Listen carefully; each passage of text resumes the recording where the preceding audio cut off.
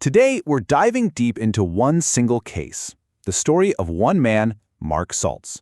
But what his story reveals, well, it shows some truly alarming cracks in the very foundation of our justice system, from the courtroom all the way to a person's front door. I mean, it just sounds impossible, right? It's the kind of thing that makes you just stop and ask, wait, how could that even happen?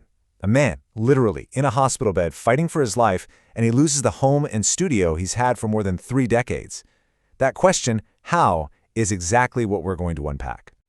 All right, so let's start with the man right at the center of this storm, Mark Saltz. Because this wasn't just any tenant, and it wasn't just a simple dispute. This was a years-long battle involving a nationally recognized artist and educator. To really get the weight of this, you have to understand who we're talking about. This is a fine artist with a career spanning half a century. His work is in museums like the Brooklyn Museum. He taught for 45 years at the prestigious Parsons School of Design, and here's the kicker. He was a model tenant. For over 35 years in the same place, he never, not once, missed a rent payment. Now imagine this. You're in open court, and this is what the opposing lawyer allegedly calls you, head faker. It's just a shocking, derogatory term used to mock his very real, very observable difficulty hearing. It gives you a chilling window into the kind of hostile environment he was forced to navigate.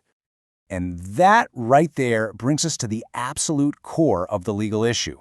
This case stopped being just about housing. It became about the systematic denial of a fundamental right, the right for someone to actually understand and participate in their own defense. And look, this wasn't a one-time slip-up. This was a clear pattern unfolding over years. It started back in 2021, when his requests for basic hearing accommodations were just ignored. By 2022, it was obvious he couldn't even follow what was happening in his own case.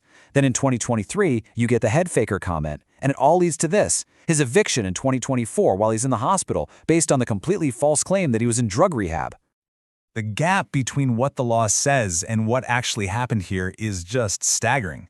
The Americans with Disabilities Act, the ADA, is crystal clear. It requires effective tools like real-time captioning or listening devices.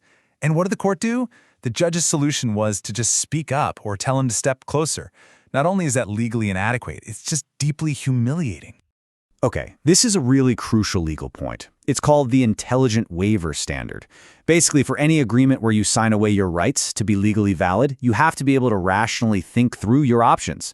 But for Saltz, fresh out of the hospital, under enormous stress, and not even able to fully hear what's going on, his lawyers argue a rational evaluation was totally impossible.